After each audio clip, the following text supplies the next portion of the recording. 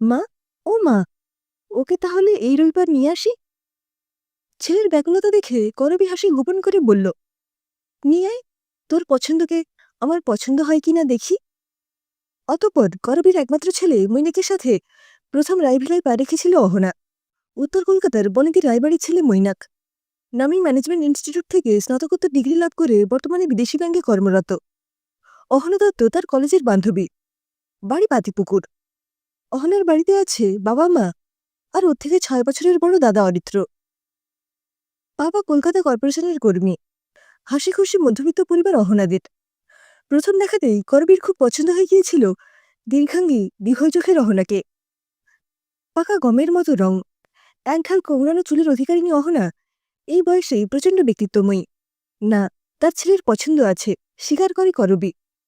নম্র, ভদ্রসভ্য, মিষ্টি স্বভাবের অহনাকে অপছন্দ করার কোনো কারণ ছিল না মৈনাকের বাবা মৃণাল রায়েরও। অহনাকে প্রথম দেখেই মুখটা খুব চেনা চেনা লাগছিল করবীর। ভাবভঙ্গিমাও খুব পরিচিত। বড় আপন মনে হয়েছিল করবীর। দুবারের সম্মতিতে আজ অহনা ও মৈনাকের রেজিস্ট্রি বিবাহ। সামাজিক বিয়ে হবে আরও 4 মাস পরে, এই অগ্রহায়ণে। অনুষ্ঠানের আমেজকে বাড়ানোর জন্যই আজকের আয়োজন করেছে মৃণাল ও করবী। অনুষ্ঠান ভবন ভাড়া নেওয়া হয়েছে এই উপলক্ষে। বন্ধু আত্মীয় পরিজনের উপস্থিতিতে ঝলমল করছে পরিবেশ। রেজিস্ট্রি পর্ব তখন সবে সমাধা হয়েছে। এমন সময় রেজিস্ট্রার ভদ্রলোক বলে উঠলেন, বর-বউ দুজনের জন্ম তারিখ ও সাল একই, 7ই জুলাই 1990। এরকম সচরাচর দেখা যায় না। করবীর মনে জিজ্ঞাসা, কারণ মৈনাক তাকে বলেছিল অহনা তার থেকে কয়েক মাসের ছোট। যাই হোক, অনুষ্ঠান পর্ব মিটে গেলে বাড়ি এসে করবীর প্রশ্নের উত্তরে মৈনাক জানায় যে যদি একদম সমবয়সী বলে করবী অমত করে, তাই সে এটা বলেছিল। মৈনাক আরও জানায় যে কলেজ ক্যাম্পাসে একসাথে জন্মদিন পালনের মাধ্যমেই তো তাদের বন্ধুত্ব অন্য মাত্রা পেয়েছিল। করবীর মনে স্বস্তি ভাব না এসে বরং কি একটা কাটা খচখচ করতে শুরু করে। কারণ বিয়ের আগে আলাপচারিতায় অহনার মা অলকা বলেছিলেন অহনার মেডিকেল কলেজ হাসপাতালে জন্ম। ঘটনাচক্রে মৈনাকেরও জন্ম হয় মেডিকেল কলেজের হাসপাতালের প্রসূতি বিভাগে। স্মৃতির স্মরণে করবী চলে যায় 6ই জুলাই 1990 সন্ধে। আসন্ন প্রসবা করবীর গর্ভযন্ত্রণা ক্রমবর্ধমান। বিয়ের প্রায় 6 বছর পর ডাক্তার বুদ্ধি ঠাকুরদেবতার কৃপায় প্রথমবার মা হতে চলেছে সে। উত্তর কলকাতার নামী নার্সিংহোমে সন্তান প্রসব হওয়ার কথা তার। সন্তান জন্মের সম্ভাব্য সময় ছিল জুলাইয়ের শেষ দিকে। কিন্তু সেই সময় প্রসিদ্ধ ডাক্তারবাবু দিন কয়েকের জন্য দেশের বাইরে গিয়েছিলেন সেমিনারে যোগ দিতে। সে রাত পেরোয়নি। করবীর শারীরিক অবস্থা দ্রুত অবরোধের কারণে মাঝরাত্রে তাকে সরকারি হাসপাতালে নিয়ে যাওয়া হয়। ছুরিকাচির সাহায্যে পৃথিবীর আলো দেখে মৈনাক 7ই জুলাই ভোরে। করবী ও মৈনাক কেউই সেই সময় খুব একটা সুস্থ ছিল না, তাই তাদের বড় নার্সিংহোমে সেদিনই স্থানান্তরিত করা হয়। আরও কিছু স্মৃতি অস্পষ্ট পায়ে এগিয়ে আসতে চায়। রেজিস্ট্রি করার পর করবী প্রস্তাব দেয় মৈনাক ও অহনার রক্ত পরীক্ষা করানোর। মারণ রোগ থ্যালাসেমিয়ার থাবা যাতে তাদের বিবাহিত জীবনে না পড়ে, তাই এই আগাম সাবধানতা অবলম্বন। করবীর ইচ্ছে করবীর সাথে অহনা যায় মধ্য কলকাতার এক নামী প্যাথোলজি সেন্টারে। অহনার টেস্টের জন্য রক্ত দেওয়া হয়ে গেলে করবী সেখান থেকে যায় অন্য পরীক্ষার অজুহাত দিয়ে। অনিচ্ছুক অহনাকে বাড়ি পাঠিয়ে দেয় করবী। করবী সত্যিই জানে না তার আশঙ্কা সত্যি হবে কিনা। করবী নিজেও পরীক্ষার জন্য রক্ত দেয়। আবেদন করে অহনা ও করবীর ডিএনএ টেস্টের। হাত ব্যাগ থেকে বার করে তার স্বামীর কয়েকটি চুল। ডিএনএ টেস্ট হবে সেই চুলেরও। অহনা করবী ও মৃণালের আত্মজা কিনা তাই হলো বিচার্য। আশা নিরাশা আশঙ্কার দোলাচলে বাড়ি ফিরে করবী। ছেলের বিয়ে আর 2 মাসও নেই। কেনাকাটা, অতিথি নিমন্ত্রণ সব দিক সামলাতে হবে তো। রিপোর্ট আনতে যাবে করবী। মনের মধ্যে কারাটা খচখচ করেই চলেছে।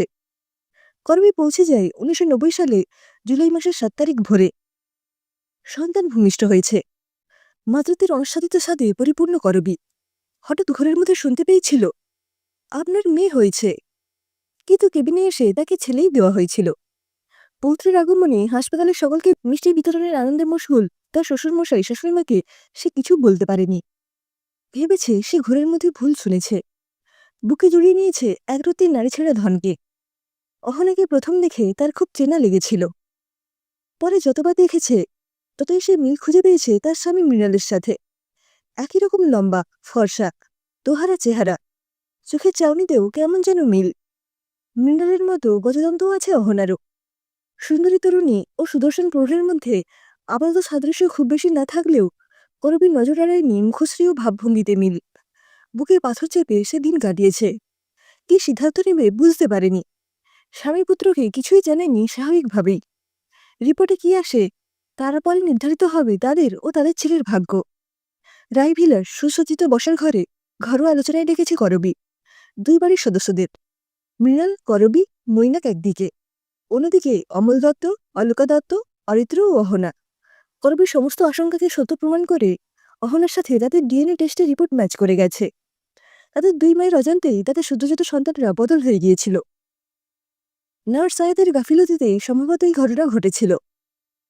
বসার ঘরে পিনপতার নিস্তব্ধতা বিরাজ করছে। বিষয়টা হৃদয়ঙ্গরে মৈনাক আর্তনাদ করে ওঠে। মা, তুমি তো নিজের মেয়েকে পেলে, আমি কি তবে ঘর ছাড়া হলাম? করবী দুহাতে জড়িয়ে ধরে মৈনাক ও অহনাকে। অহনা দাদা অরিত্র ইতস্তত করে শেষমেশ বলে ওঠে, বিষয়টা যদি এত সরল না হয়, মৈনাকের সাথে আমার বাবা মা ও আপনাদের দুজনের ডিএনএ ম্যাচ করালে বোধহয় ভালো হবে। আসন্ন বিবাহ উৎসবের আনন্দ নিমেষে ম্লান হয়ে আসে। মৈনাক আর অরিত্র উদ্যোগ নিয়ে প্রয়োজনীয় পরীক্ষা নিরীক্ষা করিয়ে নেবে আশ্বাস দেয়। হতভম্ব কিংকর্তব্য বিমূঢ় দত্ত পরিবার বাড়ি ফিরে যায়। মৈনাক ও তার স্বামী মুখে কিছু না বললেও ভাবে ভাবে তারা করবীর দিকেই আঙুল তুলছে বলে তার মনে হয়। 1 সপ্তাহ পেরিয়ে যায়। আগামীকাল পাওয়া যাবে প্রত্যাশিত রিপোর্ট। বাড়ির পরিবেশ দৃশ্যতেই থমথমে। রাত্রে বিছানায় শুয়ে এপাশ ওপাশ করতে থাকে করবী। ঘুমানোর আগে মৃণাল তো বলেই দিল, অগ্রপশ্চাৎ বিবেচনা না করে কোনো কাজ করতে নেই। ছেলে মেয়ে দুটোর সামনে বিয়ে, অথচ নিরানন্দপূর্ণ হয়ে রয়েছে দুটো বাড়ি। করবীর মনে ধীরে ধীরে আক্ষেপ হতে শুরু করে। কি সর্বনাশের খেলায় পা বাড়িয়েছে সে। যাকে ভ্রম ভেবে এতদিন ছিল, তাই এখন চরম বাস্তব। সখাত শরীরে ডুবতে থাকে করবী। তার ছেলে মৈনাককে সে চরম অস্তিত্ব সংকটের মুখে ফেলে দিয়েছে। অহনাকে দেখার পর থেকে ধাঁধা মেলানোতেই ব্যস্ত ছিল। মৈনাকের কি ভবিষ্যৎ হবে ভাবতে ভুলে গেছে। বড় ভুল হয়ে গেছে তার। কিন্তু এত বড় সত্য থেকে কি চোখ বুঝে থাকা যায়? চোখে ঘুম নেমে আসে করবীর ওষুধের প্রভাবে। সকালে মৃণালের ডাকাডাকিতে ঘুম ভাঙে। মৈনাক এসেছে রিপোর্ট নিয়ে। মৈনাকের বিধ্বস্ত চেহারাই বলে দিচ্ছে অনেক কিছু। না, তাদের কারোরই সন্তান নয় মৈনাক। হয়তো অন্য কোনো প্রসূতির গর্ভজাত সে। করবী আপ্রাণ বোঝাতে চেষ্টা করে, মৈনাক যেমন তাদের ছেলে ছিল তেমনই থাকবে।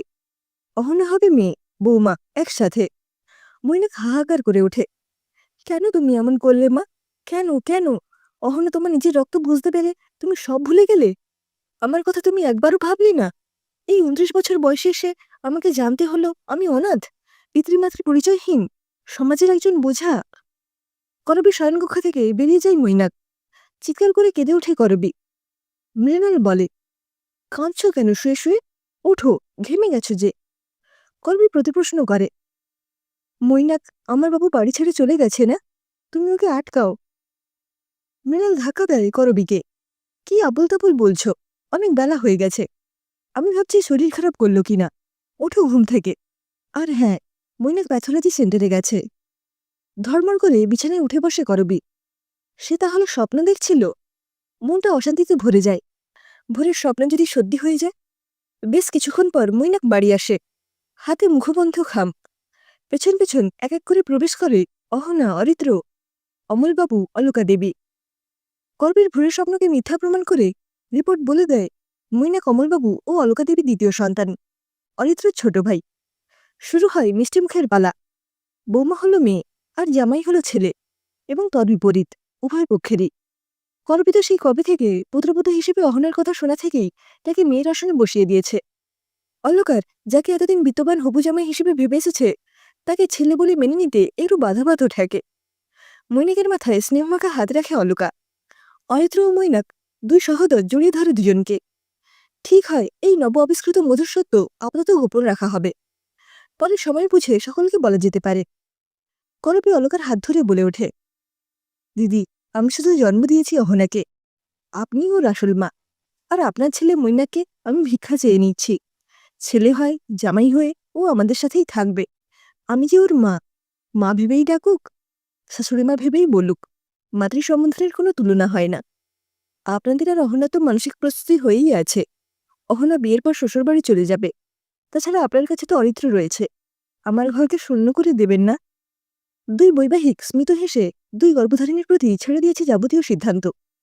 অলকা গর্বের কথায় সম্মতি দিয়ে বলে, ছেলে মেয়ে দুটো সুখী হোক, শুধু এটুকুই চাই। মৈনা গহনা সমস্যাটি বলে ওঠে, এখন থেকে দুই বাড়ি ও দুজোড়া বাবা মায়ের সব দায়িত্ব তাদের। তারপর মধুরিণ্য সমাবয়েত।